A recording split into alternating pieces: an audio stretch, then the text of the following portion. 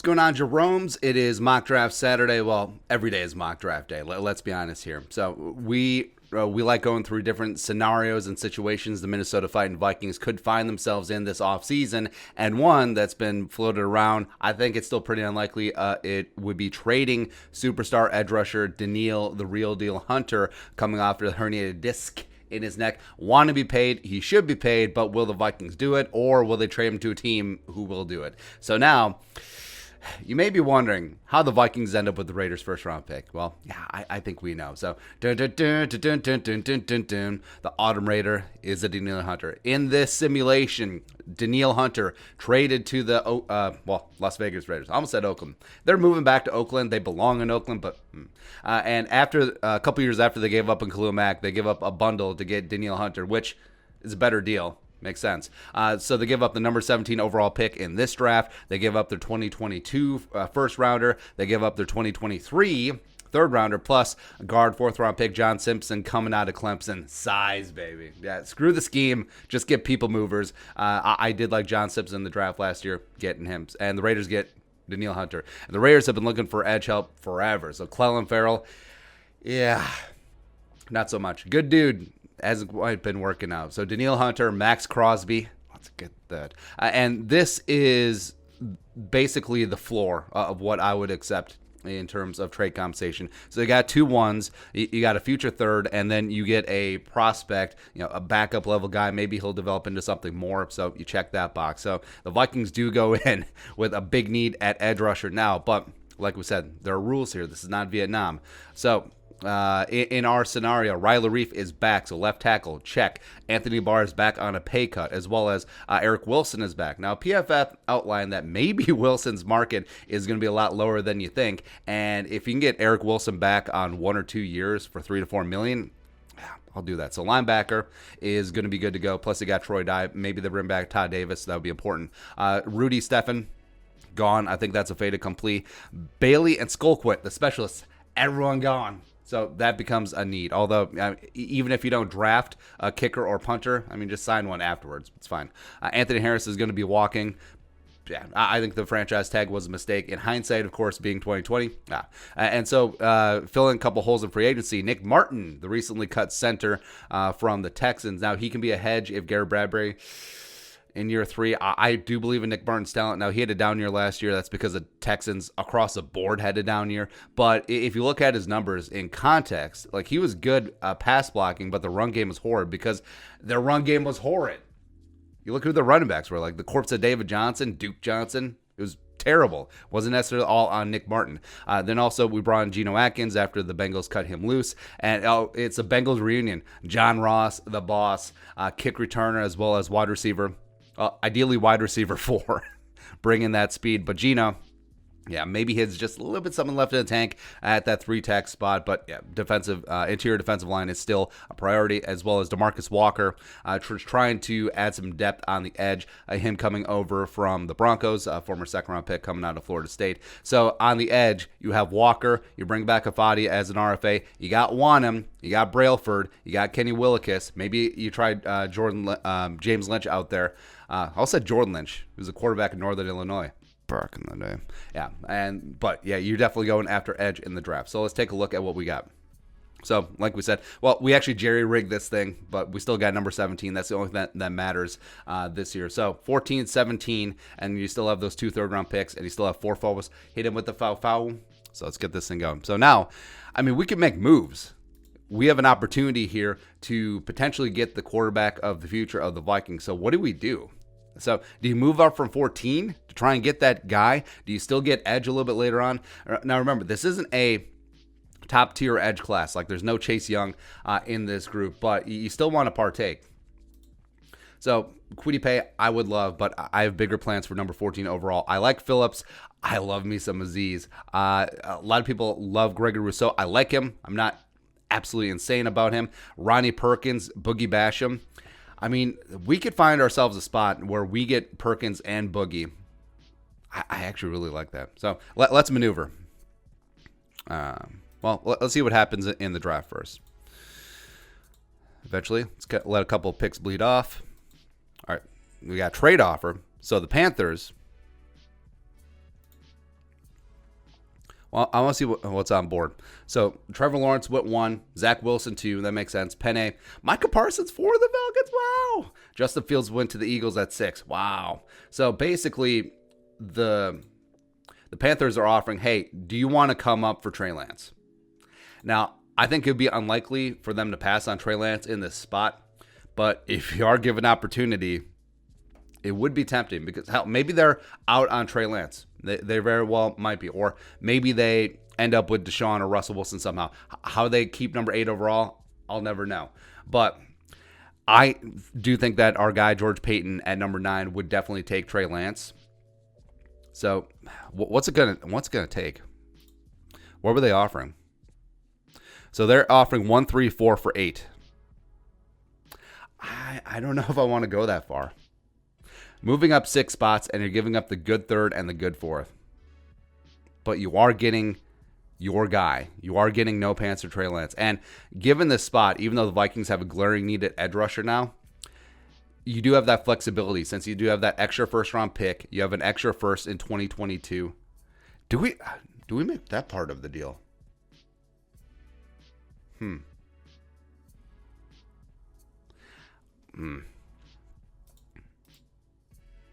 right, so they will settle for a little bit later of a 4th. Hell, they'll do it without the 4th. Okay, then I'm actually in. Well, take away the 3rd. Will they do it for just the 4th? No, that's unlikely. Oh, wait. It actually goes down. It actually goes down if you include more picks. All right, how about 4, 5, 5? Actually, no, let's make this a little bit more realistic. 4, 4, 5. There we go. Do you move up 6 spots? Will the Carolina Panthers do it? All right, they said no on that. I don't want to give up the 4, 4, 4. How about that? How about we just condense all of the picks? All right, so 1, 4, 4, 4 to move up 6 spots. Ow, the Carolina Panthers are in. So here we go. No pants for Trey Lance. I'm absolutely butt-ass naked right now. Ooh, there we go. So now, I'm going to let the board bleed off. And like I said, offensive line is still a need, but you do have Nick Martin in the building, potentially could fill in at that guard spot. You do have Riley Reif back. We got a couple options for trade. So we're at 17.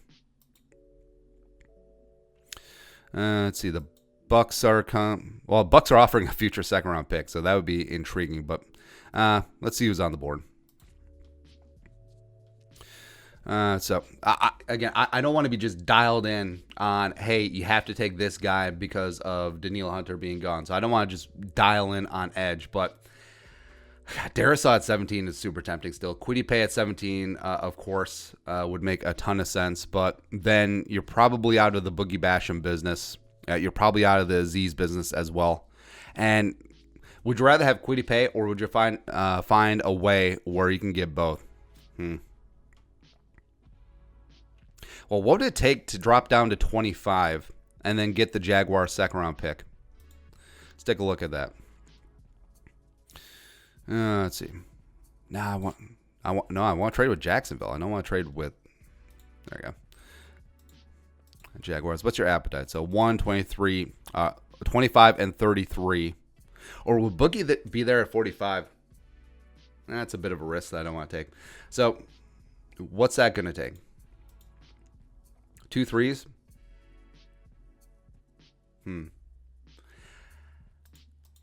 All right, so they'll do that. 1, 3, 5. 17, 1, 3, 5 for 25 and 33. They do for a 6. Spielman doesn't give up 7s. Oh, okay, there we go. We're in business. So we're dropping down to 25. Does Kwity Paye make it to 25? Nah, no way. All right, so we got trade offer. No, we're declining. Kwity Paye somehow made it to 25.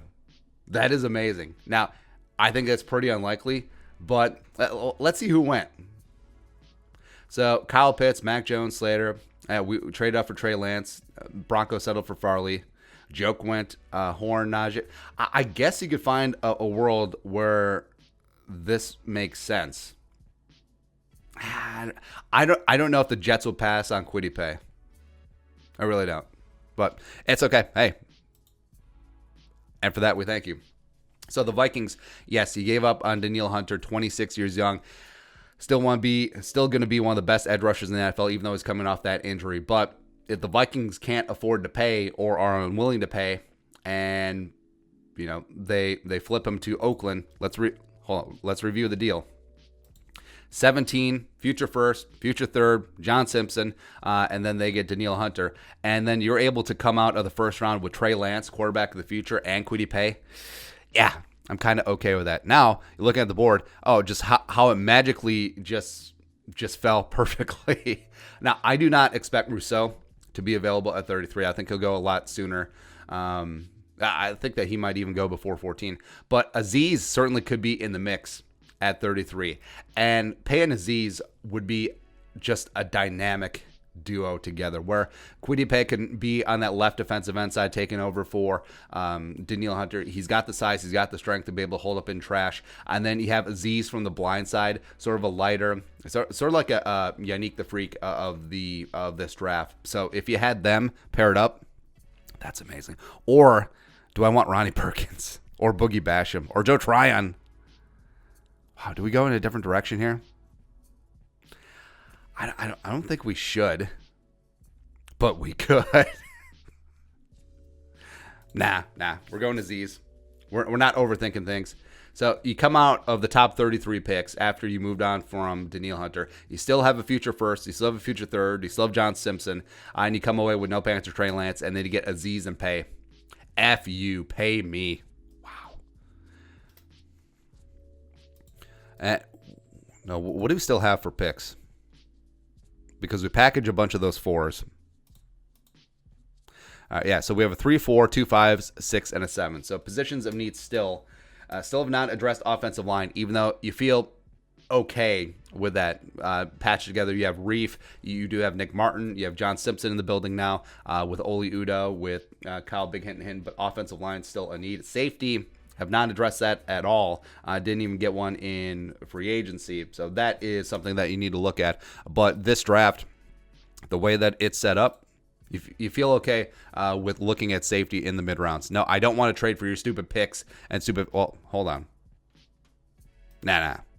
Even though Morig is still on board, I do not expect him to be on board at this stage of the game. So, trying to play this thing according to Hoyle, trying to make this simulation as realistic as possible. So we're in at 90. Trade offer. Move down 9 spots for a 7th round pick. I think Spielman might do that. Can we get this up to a 6? No? All right, screw you guys then. So what do we got here? So I got Trey Smith on board. That would be super tempting. Safety, do we need to push it? Oh, Ardarius is still there. Ardarius might be there later, though. But he might not be. Ali McNeil is still, defensive tackle is still a need, even though we did bring in Geno Atkins. He's not a cure-all at this stage. God, do we get this? Do we take that 7th from Dallas? Ali might be gone, though. But you got that. Okay. Let's revisit that. All right, so stupid Cowboys and your stupid faces. Fine, we'll take your deal. But also, I want a future 7th. No? Okay, fine.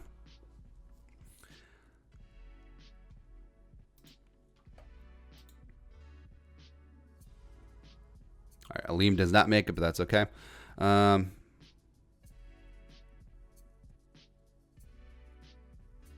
Rams are making an offer. No, I don't want that. Wait, hold on. Did they skip our pick?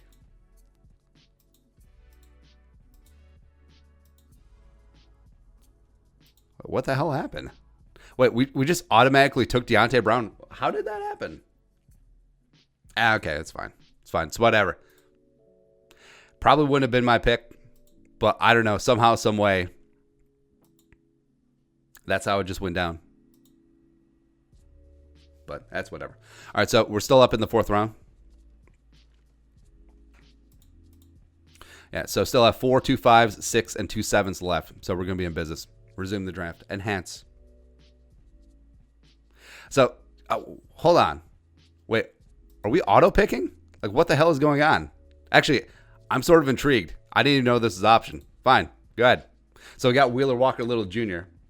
and getting Deontay Brown as well as trading for John Simpson. You're throwing the scheme away. I don't really care. I think we're going to be good to go. So apparently this is auto picking. I didn't know that this is a function. Oh, no. So there we go. What, can you queue up picks? Did we accidentally click on that? So safety still a need. Defensive tackle still a need. Gillespie's there. Got 2 fifth-round picks. Yeah, so Tyler Gillespie. There we go. To your defensive line. Bobby Brown did not make it. So you got LeBron Ray. You got Naquan. Got Taquan Graham. Okay, so you're good to go. I'm going to take LeBron Ray. And could you double down on it at some point?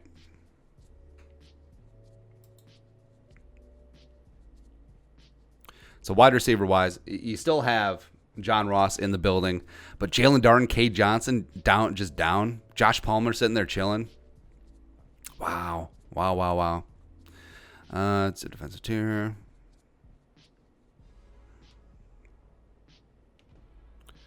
Do we just go size upon size? Yeah, we're going to take Naquan and LeBron Ray. At this stage of the game, just getting that size on the defensive interior, you're going to be good to go. Trade offer. Now, I'm going to keep my 2 sevenths. I'm going to get me a speedy wide receiver. Now, I do not expect Jalen Darden or Cade Johnson to be around in the 7th, so we're actually going to pass on them. As weird as it sounds, because I think they're going to go a lot higher. But Amir could be there. Do you go Amir, Josh Palmer?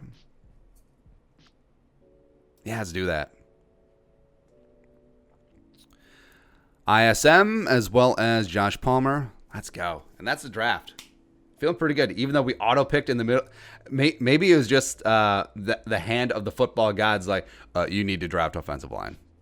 It's possible. And I'm okay with that. Deontay Brown seems a little bit early. I would have taken defensive tackle, but also you're getting Wheeler Walker Little Jr., who I really like. So let's recap what the hell went on in this situation. So there we go. Vikings traded Danielle Hunter, number 17 overall, and a future first-round pick, future third, as well as guard John Simpson, second-year man, fourth-round pick coming out of Clemson. And the Raiders get Danielle Hunter. And then the Vikings, in turn, here's what happened in the offseason. Riley Reef back. Nick Martin signed. So offensive line left to right is going to be Reef, Nick Martin, Garrett Bradbury, potentially Nick Martin if Garrett Bradbury doesn't step up, Ezra Cleveland, Brian O'Neill. Anthony Bart is back. Eric Wilson back. That took linebacker off the table. Rudy and Stephen gone. Bailey Skolko cut. Oh, we didn't draft a kicker. Wait, they don't have kickers on the draft network anyway, so that's whatever. Anthony Harris leaves in free agency. Eric Wilson is going to be, like we said, is back. Geno Atkins, John Ross, DeMarcus Walker signed. So some not spectacular veteran pieces, but some guys that can fill in for depth for sure. Then in the draft, so it happened, baby. So we had the opportunity. Carolina, for whatever reason, was just like, hey, we do not want Trey Lance. So we package a bunch of picks and number 14 overall to move up to get no pants of Trey Lance. And he can sit for a year, probably 2, learn from Clint Kubiak, and just completely get ready to rock and roll. Vikings address edge. So we had 17 from the Raiders. We moved that down to get 25 and 33, getting Quiddy and Aziz. On my board, the 1 and 2 edge rushers in this draft. Quiddy, put him at left defensive end. Aziz on the blind side at right defensive end, and go get it. And then we had the auto picks. So Deontay Brown, Wheeler Walker Little Jr., I'm okay with that. Gillespie comes in. He's going to slide in as potentially the starter opposite of Harrison Smith. Maybe Josh Metellus gets in that mix. Maybe Luther Kirk. Sure. Then we went back-to-back defensive tackle. LeBron Ray, a former 5-star recruit for Alabama, can play some 3-tech and some nose. Naquan adding some size on that nose. So you're just adding beef in the middle of that defensive tackle line. Now, ideally, instead of the Deontay Brown pick, I believe Marvin Wilson was on board there. I would have taken him instead, but it'd be what it'd be. And then into the 7th round, we took ISM as well as Josh Palmer, 2 wide receivers that can get after it. So if this is what went down, And this is the fruits that you get from the Danielle Hunter trade. Plus, you still come away with a future 2022 first-round pick, and it's the Raiders. So, I mean, that could be high. You never know. And then also 2023 third-rounder. I feel okay. I do feel okay. Now, my choice would be obviously to hang on to Danielle Hunter, but if it can't go down that way, I'm good. But your thoughts? 7th-round Minnesota Fighting Vikings mock draft in the event that the Vikings trade Danielle Hunter. Let us know in the comment section below. Subscribe for daily Vikings takes. Want to support that work? Post on the Venmo. But until next time, Skol, production value.